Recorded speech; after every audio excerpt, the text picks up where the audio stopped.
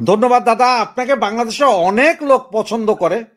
তো যারা এবং কিছু তো আপনি পাবেনই যে পছন্দ করে না। আপনি ১ কেজি চাউল কিনলে সেখানে তো কালো চাউল পাবেনই।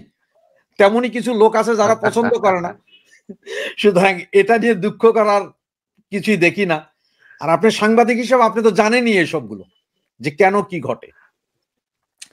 দাদা আমি আপনাকে সর্বপ্রথম একটা প্রশ্ন দিয়ে আসলে শুরু করতে চাই। আপনিও যেহেতু একজন সাংবাদিক, প্রবীণ সাংবাদিক। দাদা হঠাৎ করে কি হলো এমন যে টোটাল ইন্টারন্যাশনাল মিডিয়া শেখ হাসিনার পেছনে উঠে পড়ে লাগলো যে আপনি একটা ইন্টারভিউ দেন, কারণটা কি এইটা যদি একটু আপনি বুঝে ফ্রিজ বলেন। হয়ে গেছেন।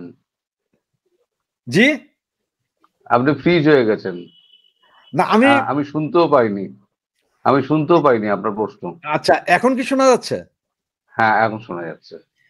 আপনি কি আমাদেরকে একটু বুঝিয়ে বলবেন যে হঠাৎ করে আন্তর্জাতিক মিডিয়া কেন শেখ হাসিনার সংবাদ প্রচার করার জন্য এভাবে উঠে পড়ে লেগেছেন? আপনি নিজে একজন সাংবাদিক, আপনিও ব্যাপারগুলো তো বুঝেন যে কখন আপনারা কারো সাথে দাঁড়ান বা কারো পিছে দাঁড়ান। বিষয়টা একটু যদি বুঝান আমাদেরকে।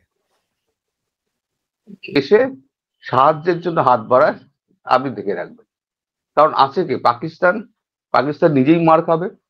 আর রইল তুর্কি। তুর্কিকে এখন ফাঁসিয়ে রেখে দিয়েছে এই গ্রিস আর আহ, একে দিয়ে। এখন তুর্কিতে চারদিকে ওর এয়ার স্পেস বন্ধ করে দিয়েছে। এমন গ্রিস হামলা চালাচ্ছে, মিসাইল চালাচ্ছে। আর সমস্ত মিসাইল গিয়ে আমাদের সাপোর্ট দিচ্ছে হচ্ছে ভারতবর্ষ। টাকার অভাব তো নেই, দাও সাপোর্ট দাও। আমি তো বলি আমাদের যত এই যে সাউথ ইস্ট এশিয়া যত দেশ আছে, আপনার এই কি বলে ফিলিপিন্স থেকে আরম্ভ করে যত দেশ আছে এইদিকে, আপনার কম্বোডিয়া আছে, তারপর আপনার থাইল্যান্ড আছে, তারপরে মালয়েশিয়া আছে, উম, কি বলে মায়ানমার আছে, যত আছে সবাইকে আর্ম করো, সবাইকে আর্ম করো। তাহলে চীনও চাপে থাকবে। আজকে চীন বাপ বাপ বলছে কেন? চীনের এখন মার্কেট দরকার, 140 কোটির মার্কেট দরকার। তাই চীন বাপ বাপ বলছে। আর 4 বছর বাদে যখন সমস্যা মিটে যাবে তখন চীন বাপ বাপ করবে, আবার শত্রুতা করবে। তাই এদেরকেও আর্মস আর্ম করা দরকার। প্রত্যেককে আর্মস দাও, সবাইকে মিসাইল দাও। আমি বোঝাতে পারলাম যে কেন কেন ভারতবর্ষের মানে দিকে সব ঝুঁকে আছে, সারা বিশ্ব জি কেন। জি তরুণদা আমাকে শুনতে পাচ্ছেন? হ্যাঁ, শুনতে পাচ্ছি। তরুণদা আমাদের এক দর্শক লিখেছেন, আমি প্রথমে ভাবতাম দাদা মনে হয় গুজব ছড়াচ্ছেন, এখন ধীরে ধীরে দেখছি ওনার খবরগুলোই সত্যি হতে চলেছে। ভবিষ্যতে আওয়ামী লীগ ক্ষমতায় আসলে দাদাকে একটি সরকারিভাবে সংবর্ধনা দিতে হবে, ওনার দাবি। আবার অনেক দর্শক লিখেছেন যে মানে আপনিকে মুজিবীয় সালাম এবং শুভেচ্ছা জানাচ্ছেন। মানে আজকে এই মুহূর্ত পর্যন্ত যে কমেন্টস আমার কাছে প্রায় 200 কমেন্টস আছে, সবই আপনাকে শুভেচ্ছা জানাচ্ছেন। কেউ কেউ বলছেন দাদা সার্জিক্যাল স্ট্রাইকই চালানো হোক বাংলাদেশে, এইসব কথাবার্তা। সেটা তো সেটা দাদা হয়তো আশা আন্তর্জাতিক পূরণ হয়ে যাবে। সেটা আশা পূরণ হয়ে আন্তর্জাতিক যাবে। মিডিয়া কি আন্তর্জাতিক মিডিয়া কি একমাত্র ইন্ডিয়ার কারণেই এখন শেখ হাসিনার ফেভারে এভাবে কথা বলছে? না আপনার না, কি মনে হয়?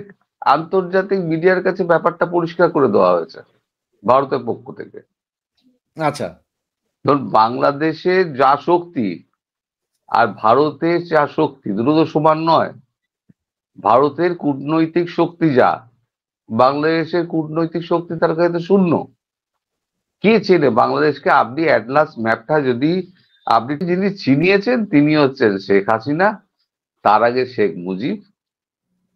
বাংলাদেশকে স্বাধীন করে দিয়ে শেখ মুজিবকে সবাই চেনে, শেখ হাসিনাকে সবাই চেনে। কিন্তু রাষ্ট্র হিসেবে, কূটনীতি হিসেবে শেখ হাসিনার পরে আর কূটনীতি জানা মানুষ কিন্তু বাংলাদেশে খুব একটা ছিল না। আর আপনাদের যে ওই আপনাদের বিদেশ মন্ত্রী ছিল না, মামুন নাকি যার নাম, আহ, আগের কি- হ্যাঁ হ্যাঁ হ্যাঁ, শেখ হাসিনার এতে কি কি মামুন যার নামটা, শেষ তার সঙ্গে সময় শেষ সময় ছিল আরে বিদেশমন্ত্রী ছিল আপনার এই চিটং এর পররাষ্ট্রমন্ত্রী যে ছিল আর কি, ওটার নামটা আসলে নামটা ভুলে গেলাম আমি। আমিও ভুলে গেছি। হ্যাঁ, আমি ওনার সঙ্গে আমার দেখা হয়েছিল। আচ্ছা আচ্ছা। একটি একটি আমি কি বলবো, মানে গন্ডমূর্খ যাকে বলে, একটি গন্ডমূর্খ। আন্তর্জাতিক রাজনীতি সম্পর্কে তার কোনো জ্ঞান নেই। তিনি কথা ওটা কি আপনি বলেন আব্দুল তার। মমিনের কথা বলছিলেন? আব্দুল মমিন হ্যাঁ, না না না না না না নাকি না না হারুনুর না রশিদ? না না না, আপনার বিদেশ মন্ত্রীটার নামটাই ভুলে গেলাম, হাসান মনে পড়ে মাহমুদ। যাবে। হাসান মাহমুদ। হাসান মাহমুদ, হাসান মাহমুদ, হাসান মাহমুদ। হাসান মাহমুদের মতো ওরকম গর্ধপ আমি বিদেশ মন্ত্রী আমি জীবনে দেখিনি। আমি তাকে মিট করেছিলাম। আমি 10 মিনিট কথা বলার পর আমি বুঝে গেছিলাম এই মালটা একেবারে খালি মাল, এর দ্বারা কিচ্ছু হবে না। এই যদি জয়শঙ্করের সামনে পড়ে তাহলে একে বেতাবে পুরো, মানে প্রিন্সিপাল আর ছাত্র, ক্লাস ওয়ানের ছাত্র, এরকম অবস্থা। ফলে শেখ হাসিনার যে কূটনৈতিক বুদ্ধি ছিল, সেই বুদ্ধি কিন্তু আর কারো আপনাদের ছিল না। আর তারপরে এই ঘটনার পর যেটুকু হয়েছে বাংলাদেশকে আরো চিনিয়ে দিয়েছে, সেটা হচ্ছে নরেন্দ্র মোদী, এস জয়শঙ্কর অ্যান্ড আমাদের এনএসএ অজিত দোভাল, এই তিনজনে। ফলে এখন রাশিয়ার পুতিনও তাকে আমন্ত্রণ জানাচ্ছে।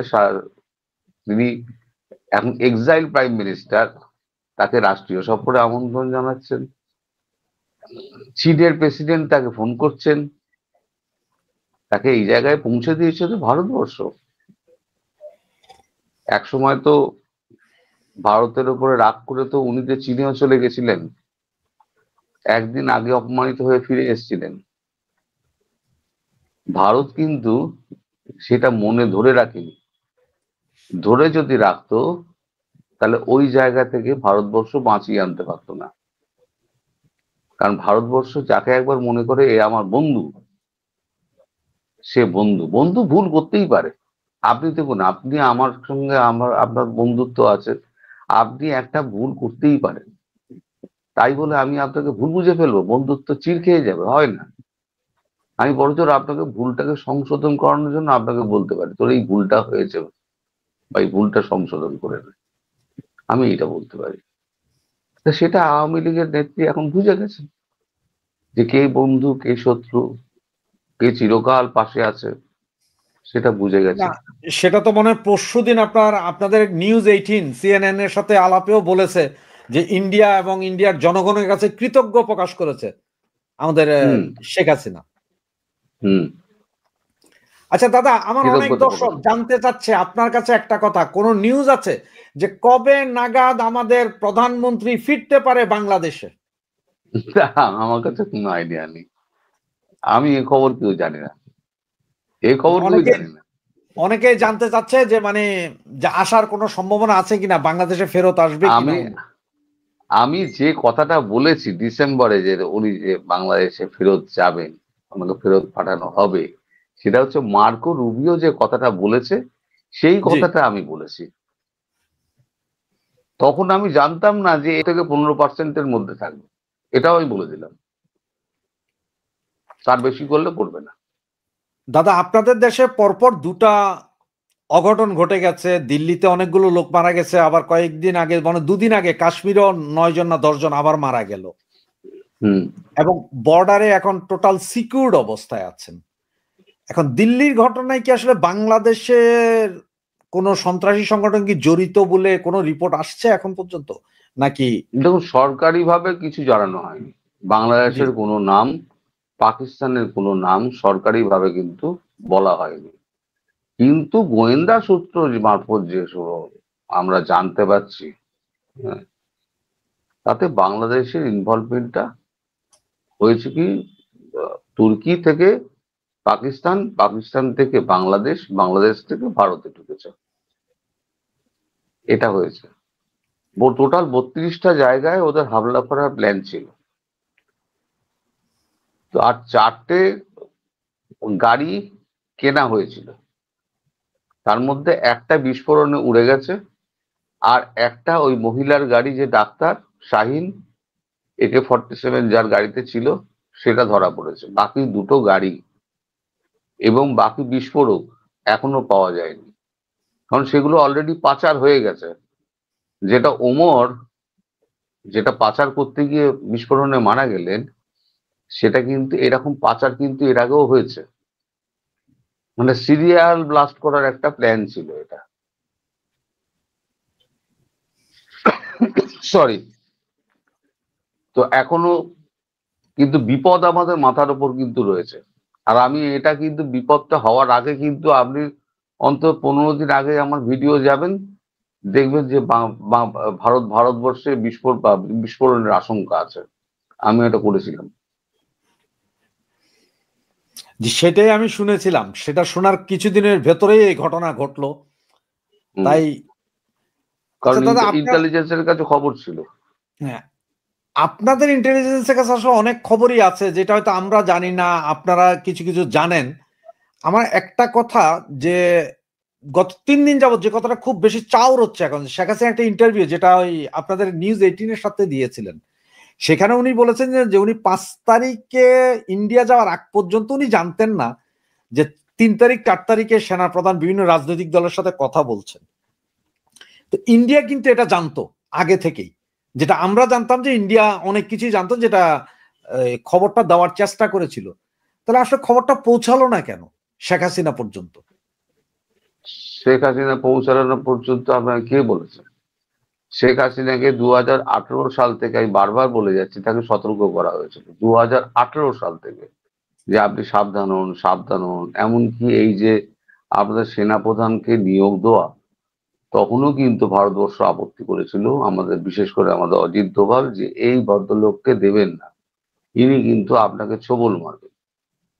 কিন্তু উনি শোনেন, উনি তো কারোর কথা শোনেন না।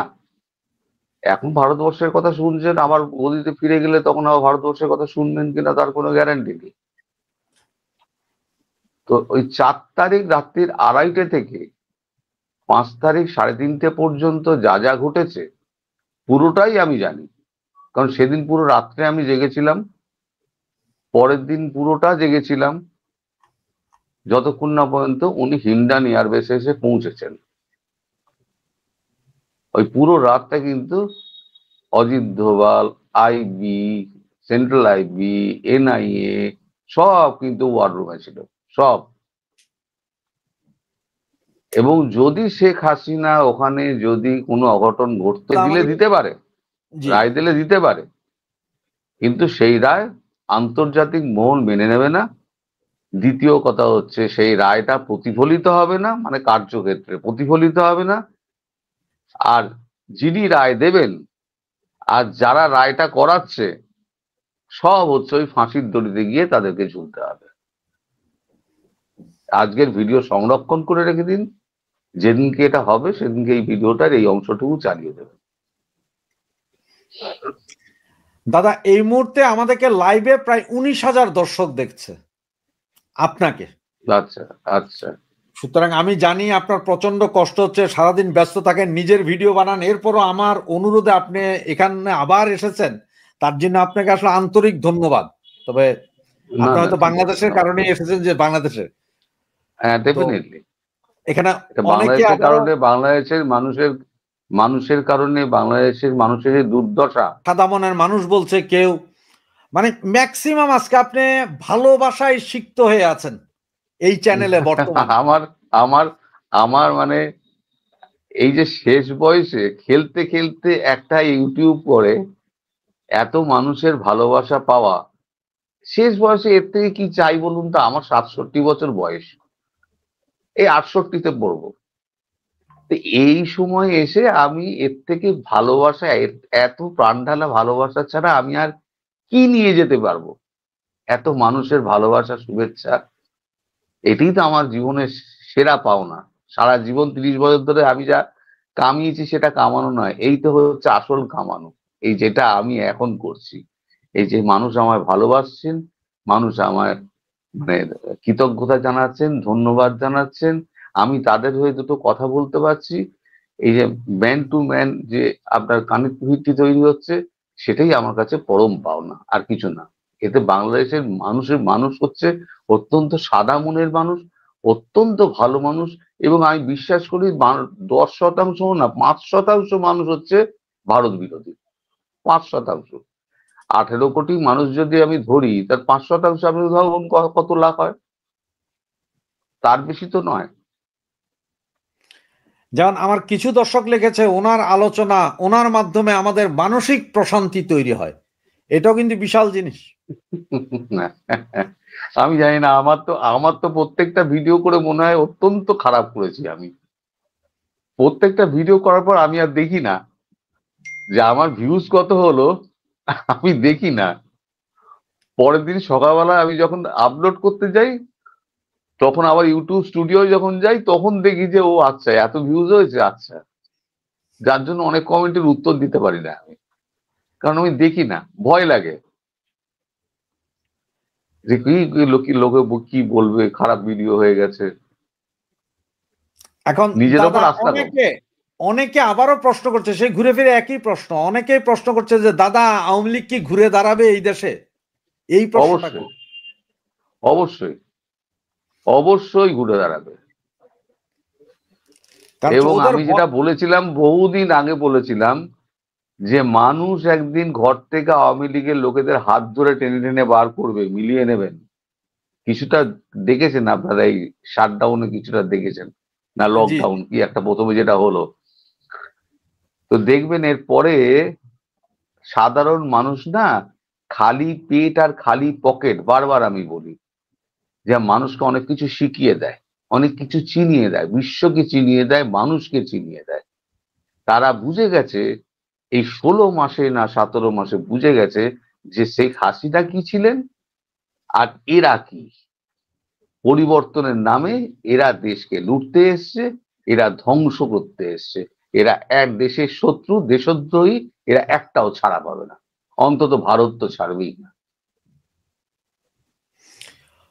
তরুণদা, এক ভাই লিখেছে আমি 6টা থেকে ঘড়ি দেখে দেখি কখন 7টা বাজবে, মানে 7টার সময় তরুণ ঘোষ দাদার ভিডিও শুনবো, সারাদিন কর্মব্যস্ততার পর মনটা একটু শান্তি পাবে। আপনি ধন্যবাদ চিন্তা দাদা, করতে আমি পারেন। আর কি বলতে পারি, কি বলতে পারি আমি আর, এত মানুষের ভালোবাসা, আমি আর কি বলতে, আমাকে তো লোকে আর গুজববাজ বলতো। হ্যাঁ, আজকে এখন ওই যে এত বললাম না যে মানুষ ভালো। গুজববাজ মনে করতে, কিন্তু এখন থেকে সত্যি হয়েছে, একজনে তো লিখেছেই। আসলে হয়েছে কি, ওনাদেরও দোষ নেই, দোষটা হচ্ছে আমার। এবার যখন ধীরে ধীরে দেখছে যে মনে পড়ছে, তো এই লোকটা এই বলেছিল, এই বলেছিল, এখন ধীরে ধীরে ওই গুজববাজের লেখার সংখ্যাটা একটু কমেছে। একেবারে গিয়েছে তা বলবো না, কারণ এখানে জামাতে ঢোল পেটানোর লোক তো আছে, তারা লিখে যায়। আমি প্রত্যেকটা করে ভালোবাসার চিহ্ন দিয়ে দিই, যখন সামনে আসে ভালোবাসার চিহ্ন দিয়ে দিই। ওই পরের দিন যখন আপলোড করি, তখন দেখি, দেখলে যে কটা পারি সে কটা ভালোবাসার চিহ্ন দিয়ে দিই। আর আমি দর্শকদের বলে দিচ্ছি, এই কারণেই আমি সব সময় মানে এর উত্তর দিতে পারি না, কমেন্টের উত্তর দিতে পারি না, কারণ আমি খবরের পেছনে দৌড়াই, আর এই কাগজ দেখে ও খবর আমি করি না। সে একটা সাংবাদিকের কাজ কি হলো, এই যে কাগজে যে খবরগুলো বেরোচ্ছে, সেটা তো অন্য কাগজ থেকে তুলে এনে দিচ্ছে না। আমার মতো সাংবাদিক কিন্তু আপনার দেশেও আছে, আপনি যে দেশে বাস করছেন সেই দেশেও আছে। তারা কিন্তু খবরকে খুঁজে আনে, খুঁজে এনে সেটাকে কাগজে নিউজ ফর্মে সেটাকে ছাপে, সেটা ছাপার অক্ষরে হচ্ছে, আমি এটা বলছি, তফাৎটা এইখানে। কিন্তু অদ্ভুত ব্যাপার, যে কোনো কোর্টে আপনি আমাদের কোর্টেও যান বা বিদেশের কোর্টেও যান, ডিজিটাল প্রুফটা প্রুফ নয়, লিখিত প্রুফটা প্রুফ। অথচ আমরা যখন কাগজে কাজ করেছি, একটা লোকের মন্ত্রীর ইন্টারভিউ নিয়েছি, সত্যি ইন্টারভিউ, সে একটা কথা বলেছে, একটা ড্যামেজিং কথা বলেছে দলের বিরুদ্ধে, আমি সেটাকে ছেপেছি, পরের দিন উনি বলে দিলেন যে ওটা আমার মন্তব্য বিকৃত করা হয়েছে। আমি নিজেকে কি করে ডিফেন্ড করবো বলুন? তারা বললো যে যদি এটার মানে আমি ডিফরমেশন কেস করব যদি ক্ষমা না চাওয়া হয়। হয়েছে, ডিফরমেশন কেস হয়েছে, 2টো ক্রিমিনাল কেস হয়েছে, 5টা ডিফরমেশন কেস হয়েছে, এখনো একটা ডিফরমেশন কেস চলছে, এখনো বাকিগুলো মিটে গেছে, এখনো আমায় কোর্টে দৌড়াতে হয়। তো দাদা, এখন বর্তমানের পরিস্থিতি সমস্ত কিছু আপনি জানেন, বাংলাদেশ নিয়ে আপনি নিউজ করেন সবচেয়ে বেশি। এখানে এখন পর্যন্ত আমার কাছে আরো 30টা মেসেজ আছে একই রকম, যে 5ই আগস্টের পরে সর্বপ্রথম তরুণদাই কথা বলেছেন বাংলাদেশ নিয়ে। অনেকে বলতেছেন যে বাংলাদেশকে এখনো বা আওয়ামী লীগকে বাঁচিয়ে রেখেছেন তরুণদা, এরকম মেসেজ অনেকগুলো আছে আমার কাছে 5ই আগস্টের পরে। নিয়ম করে শুনেন, এক ভাই বলছেন উনি লন্ডনে থেকেও প্রতিদিন সময় করে আপনার অনুষ্ঠানটাই দেখেন, আমারটাও দেখেন, এভাবে বলছে। অনেকে বলছে তরুণ আঙ্কেল আমাদের অনুপ্রেরণার সাহস, কোনো বাচ্চা ছেলে লিখছে তরুণ আঙ্কেল আমাদের অনুপ্রেরণার সাহস জুগিয়েছে। হ্যাঁ, আমি দেখেছি, আঙ্কেল, ও আমার কমেন্ট করে, হ্যাঁ, আমাকে। হ্যাঁ, তার মানে এটা মানে এই যে আজকে আবার যে কি দিচ্ছে। ধরনের মেসেজ, আমি আপনারা আসলে কি জিজ্ঞেস করবো, আমি আসলে পড়ছি এখানে যে কি পড়বো আর কি আপনারা জিজ্ঞেস করবো, আমি আজকে আসলে ইয়েগুলো পড়ছি। তো অনেকক্ষণ হয়ে গেল, আপনাকেও ছেড়ে দিতে হবে। দাদা, আপনি যদি এখন আসলে সার্বিক পরিস্থিতিটা কি এই বিষয়টা একটু বলেন, তাহলে হয়তো আমাদের এই যে যারা আছে ওরাও হয়তো একটা মানসিক একটা প্রশ্ন না করে পারছি না। আপনার আমাদের নিরাপত্তা উপদেষ্টা ইন্ডিয়া যাচ্ছেন, অজিত দোভাল স্যারের সাথে বৈঠক করবেন, কি ফলাফল হতে পারে বলে আশা করেন? উনি কি সেফ এক্সিট চাইতে যাচ্ছেন? না, না, সেফ এক্সিটে, সেফ এক্সিট অন্তত মানে তার তো নিজের সেফ এক্সিটের দরকার নেই।